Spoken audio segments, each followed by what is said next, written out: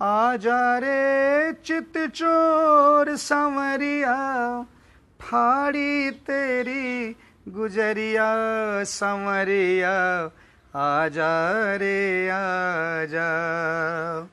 सिर पर है गोरस की मटकी, सिर पर है गोरस की मटकी, तेरे दरस को पथ में अटकी, तेरे दरस को पथ में अटकी। आजा रे चित चोर ग्वाले, आजा रे चित चोर संवरिया, ठाड़ी तेरी गुजरिया संवरिया, आजा रे आजा। तेरी बाट निहारे दिन रैन संवरिया, आजा रे आजा। यह है गोपी भाव। आज बहुत से भक्तों का आग्रह था कि दिव्य गोपी भाव पर कुछ विचार प्रकट किए जाएं। तो पहले इस गोपी भाव को समझने के लिए गोपी शब्द को समझना। केवल गोपी शब्द का जो शाब्दिक अर्थ है, हम हजारों बार भागवत कथाओं में सुन चुके हैं कि गोवी ही इंद्रिय ही भक्ति रसम पिबती सा गोपी, अर्थात गो माने इंद्रियां, और जो अपने समस्त इंद्रियों से, यानी हमारे पास जितनी भी ज्ञान इंद्रियां, कर्म इंद्रियां, ये सारी इंद्रियां जब कृष्णार्पित हो जाएं, भगवान श्री कृष्ण के चरणों में अर्पण कर दें। हम लोग तो दैनिक जीवन में केवल एक दो इंद्रियां भी लगा दें तो उसमें से अशांत होने लगते हैं, पर ब्रज की उन समस्त गोपिकाओं के लिए नारद को इस पृथ्वी पर आकर कहना पड़ा, यथा ब्रज गोपिका नाम। इस ब्रह्मांड में यदि सच्चे प्रेम और अनिर्वचनीय दिव्य प्रेम का दर्शन यदि कहीं करना हो तो केवल ब्रज की गोपियों के जीवन में झांक कर देखना होगा। प्रेम की समस्त स्थितियां, प्रेम के समस्त लक्षण यदि मूर्तिमान रूप से प्रकट है तो केवल गोपियों के जीवन में। और इसका एक और अर्थ भी है। एक और जहां कहा कि केवल समस्त इंद्रियां भगवान को अर्पण करें तो गोपी, पर हमारे ब्रज में एक महान भागवत के टीकाकार हुए गौड़ीय वैष्णव संप्रदाय में, श्रील विश्वनाथ चक्रवर्ती, उन्होंने एक प्रेम संपुट नामक ग्रंथ में कहा कि गोपनशीलता जो अपने प्रेम को अतिशय गुप्त रखती हैं, उस गोपनशीलता को जो संभाल कर रखे, इसलिए उनका नाम गोपी पड़ा। इस विषय में उन्होंने एक उदाहरण दिया कि एक बार भगवान श्री कृष्ण एक गोपी के भेष में हैं और बरसाने पहुंच गए किशोरी जी से मिलने, और कहा कि किशोरी जी मैं एक खबर लाई हूं। यद्यपि भगवान श्री कृष्ण थे पर वो गोपी के रूप में गए। बोले हाँ बताओ सखी क्या खबर लाई हो। बोले मैं तो खबर लाई नहीं, अपनी इन आंखों से देख के आ रही हूं।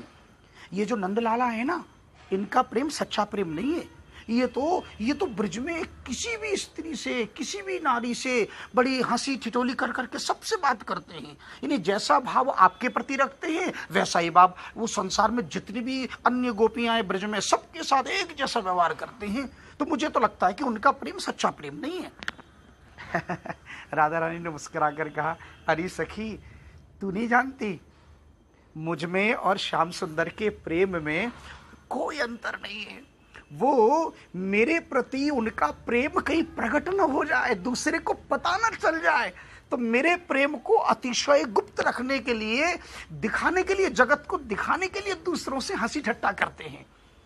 ये है दिव्य भाव। इस भाव को ही गोपी भाव कहते हैं, जहां जो प्रेमामृत का आस्वादन हम कर रहे हैं वो प्रेमामृत दूसरे को भी चखने को मिले। अच्छा, दूसरी बात, ब्रज गोपियों का जीवन नारद भक्ति सूत्र में बड़ा सुंदर फॉर्मूला दिया है कि नारदस्तु तदर्पिता खिलाचारता तद विस्मरणे परम व्याकुलता। अर्थात जिनके जीवन में तदर्पिता खिलाचारता, उनके जीवन में अपने दैनिक जीवन के जितने भी कर्म हैं वो सब कुछ कृष्णार्पण हो। सब कुछ उनका उठना बैठना चलना फिरना, यहाँ तक कि अगर वो झाड़ू लगाती है, पोंछा लगाती है, बच्चों को अगर दुग्धपान कराती है, जल भरती है, तो उसका उद्देश्य केवल कृष्णार्पण। हम घर में झाड़ू भी लगाते तो ये सोच के कि हम ये घर गंदा है, इसको साफ हम अपने लिए कर रहे हैं, पर गोपियों के मन में क्या भाव है कि आहा श्याम सुंदर यहाँ से गोचरण करने अभी निकलेंगे। ये ना उनके जीवन में कोई बहुत, गोपियां कोई बहुत शिक्षित नहीं है, कोई शिक्षाविद नहीं है, कोई बहुत पढ़ी लिखी नहीं है, पर उनके समस्त क्रियाएं, समस्त मन का, हृदय का भाव केवल कृष्ण को अर्पण है।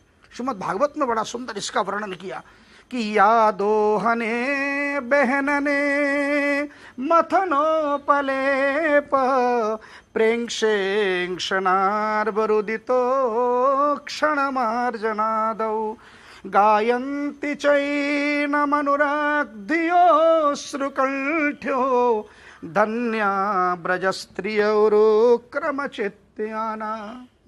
या दोहने बहनने, गाय का दुग्ध धो रही है तब भी मन कृष्ण में, झाड़ू लगा रही है मन कृष्ण में, पोंछा लगा रही है मन कृष्ण में, अपने बच्चे को दुग्धपान कर रही है मन कृष्ण में, यानी संसार में कुछ भी करे मन कृष्ण में। यद्यपि उनके जीवन में भी व्यापार देखने को मिलता है? आपने सुना होगा कि ब्रज की गोपियां जब अपने मस्तक पर जब दूध दही लेकर जाती थी बेचने के लिए, तो ये व्यापारी तो है, पर उस व्यापार में भी उद्देश्य केवल कृष्ण मिलन। अरे चलो सखी तहां चालिए जहां बसे ब्रजराज, अरे चलो सखी तहां चालिए जहां बसे ब्रजराज, गोरस बेचन हरि मिले एक पंथ दुई काज। गोरस बेचन हरि मिले है, यानी गोरस भी बिक जाएगा और लेकिन मन में गुप्त भाव है हरि मिले, मेरे गोविंद का दर्शन हो जाए।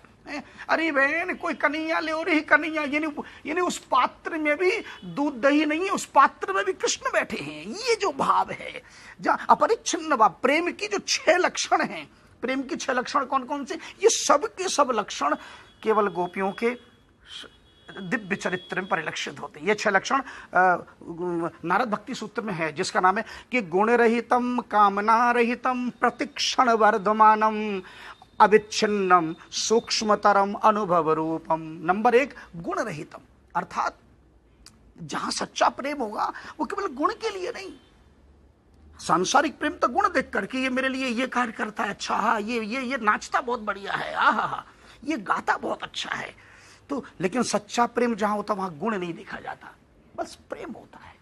यानी गोपियों ने केवल कृष्ण के गुण देखकर नहीं है, कृष्ण में ही उनका जहां एकमात्र केवल उनका दर्शन हो जाए और हमारी समस्त सेवा कृष्णार्पित हो जाए, उनका ये भाव है। नंबर 2 कामना रहितम, मन में कोई कामना नहीं। हम तो 5 का नोट भी मंदिर में चला लेते तो भगवान से मांग लेते 5 करोड़ का हमारा बिजनेस बढ़िया करा दो भगवान, है ना। 5 रुपए का फूल चढ़ाए और 5 लाख मांग लिए, ये तो कामना है। पर जहां सच्चा प्रेम हो वहां कामना रहितम। प्रतिक्षण वर्धमानम, एक एक क्षण बढ़ने वाला, जैसे गंगा गंगोत्री से निकलती है तो एक सकरी बहुत छोटी धारा के रूप में, लेकिन हरिद्वार आते आते एकदम चौड़ी हो जाती है, और जब बिहार पटना में जाए तो विशाल 1.5-2 किलोमीटर चौड़ी हो जाती है। तो ऐसे ही गंगा सागर जाती जाती और चौड़ी हो जाती है। तो जैसे गंगा की धारा प्रतिक्षण वृद्धि को प्राप्त हो जाती है, उसी प्रकार सच्चा प्रेम भी दिन प्रतिदिन बढ़ता रहता है, घटता नहीं है। और नंबर 4 अविच्छिन्नम। अविच्छिन्नम का मतलब होता है कि विच्छिन्न नहीं, कभी टूटता नहीं है, प्रेम कभी टूटता नहीं है ना। एक नट जानती है ना, जो ये नाच गाना जो करती, एक नट को घोड़े से बड़ा प्रेम था। एक राजा के दरबार में गया तो उसने राजा का घोड़ा बड़ा देखा, बलिष्ठ घोड़ा, बड़ा सुंदर घोड़ा, काश ये घोड़ा मुझे मिल जाए, पर ये घोड़ा मिलेगा कब, राजा यदि प्रसन्न हो जाए। तो किसी से पता चला कि राजा को जो तपस्वी होते हैं, जो ध्यान योगी होते हैं, वो बड़े प्रिय हैं। इसने सोचा ठीक है मैं भी ध्यान लगा लेता हूँ, है ना, 2-4 दिन 6 दिन ध्यान में डूब जाऊंगा, तो ध्यान जब टूटेगा उसके बाद जब महाराज प्रसन्न होंगे, कहेंगे क्या चाहिए, मैं कहूँगा घोड़ा दे दो, और वो समाधि में चला गया। ये क्या, लेकिन जैसे ही वो ध्यान लगाया और उस ध्यान में, तो वो सचमुच समाधि में चला गया, और इतनी गहरी समाधि में चला गया, इतनी गहरी समाधि में चला गया कि उस समाधि में ही उस राजा की भी मृत्यु हो गई, राजा की कई पीढ़ी मर गई। और एक दिन जब अचानक उसका ध्यान टूटा, तो ध्यान टूटते ही कहता, अन्नदाता अन्नदाता मेरा घोड़ा कहाँ है। मतलब उस राजा को कह रहे, अन्नदाता मालिक मेरा घोड़ा कहाँ है। इन्हें इतने युग बीत गए पर वो घोड़े का जो प्रेम है अभी तक नहीं टूटा। देखो, राजा मर गए, राजा की पीढ़ी मर गई, लेकिन उसके हृदय का प्रेम भाव अविच्छिन्न रहा, टूटा नहीं। तो प्रेम कभी टूटता नहीं है, सच्चा प्रेम का ये लक्षण है। और सूक्ष्मतरम, जो अति सूक्ष्मतर, यहां सूक्ष्मतर शब्द का अर्थ दिया है, अर्थात जो साक्षात ब्रह्मा, ब्रज की गोपियां ब्रह्मा जी से प्रार्थना कर रही हैं कि हे ब्रह्मा जी, आपसे एक निवेदन है। बोले क्या? बोले आप हमें ऐसा आशीर्वाद दो कि हम अगले जन्म में मिट्टी बन जाएं। बोले जी क्यों मिट्टी क्यों? बोले इस जन्म के शरीर के रहते तो हम भगवान श्याम सुंदर से मिलन हो नहीं सकता। अगर हम मिट्टी बन जाएंगे तो हो सकता है कि उस मिट्टी को कभी ना कभी कोई ना कोई कुम्हार खोदेगा और उससे वो मिट्टी का कोई सकोरा बनाएगा, कुल्लड़ बनाएगा, और उस कुल्लड़ में, सकोरे में कभी ना कभी श्याम सुंदर कुछ जलपान या दुग्धपान करेंगे। तो उस दिन उस बहाने से, मिट्टी के बहाने से श्याम सुंदर के अधर से मिलने का सौभाग्य प्राप्त हो जाएगा। इसे कहते हैं सूक्ष्मतरम, है ना। प्रेम इतना सूक्ष्म है, इतना सूक्ष्म है कि वो किसी भी सूक्ष्मतर की पराकाष्ठा को प्राप्त हो जाए कि कुछ कैसी भी परिस्थिति हो पर मेरा प्रेम नष्ट नहीं होना चाहिए। और अनुभव रूपम, देखो अनुभव रूपम, भव किसे कहते हैं? भवतीति, जो प्रतिक्षण बदले उसको कहते हैं भव। जो प्रतिक्षण क्षण क्षण क्षण जो बदल जाए उसको भव कहते हैं। और अनुभव जो कभी ना बदले, यानी ऐसा प्रेम जो किसी भी परिस्थिति में हो पर प्रेम कभी बदले नहीं, चाहे कितना भी जीवन में कष्ट आ जाए।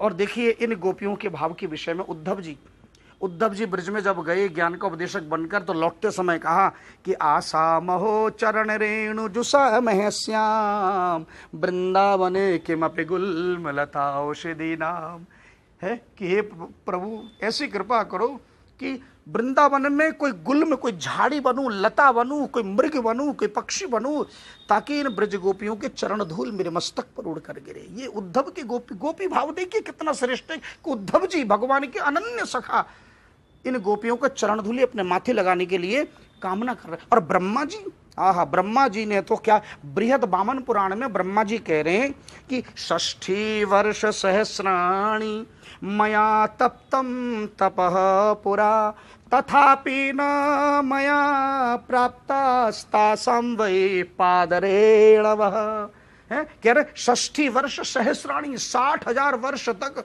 मैंने तपस्या की। मया तप्तम तपः पुरा, लेकिन तपस्या करने के बाद भी तथापि न मया प्राप्तांस्तासाम, उन गोपियों के चरण के रज मुझे तब भी प्राप्त नहीं हुए, मुझे वृंदावन में तब भी जन्म नहीं मिला। ये ब्रह्मा जी कह रहे हैं। और भगवान श्री कृष्ण ने रासलीला के प्रारंभ में ही स्वागतम भो महाभागा प्रियम किम करवाणि वा, अरे ओ महाभाग्यशाली देवी हो, स्वागतम। अरे पूरे ब्रह्मांड में लोग तरसते हैं कि हम भगवान का दर्शन कभी कर पाएंगे कि नहीं, भगवान के निकट जाने की तो बहुत दूर। पर गोपी भाव की दिव्यता देखो, भगवान स्वयं खड़े होकर प्रियम किम करवाणे, मैं तुम्हारी क्या सेवा करूं, ये भगवान कह रही। भगवान को गीता में चीख चीख कर कहना पड़ा, सर्वधर्मान परित्यज्य मामेकम शरणम ब्रज, कि तुम सब कुछ छोड़ के मेरे शरण में आओ। और यहाँ ब्रज गोपियों को कहना पड़ रहा है भगवान को कि मेरा पिंड छोड़ो, जल्दी अपने अपने घर को वापस जाओ। ये है दिव्य गोपियों का भाव। अरे श्रीमद् भागवत में 18,000 श्लोक जब पूरा हो जाए तो तब बड़े बड़े कथा व्यास भक्तों को समझाते हैं कि भागवत का सार क्या है। क्या सार है भागवत का?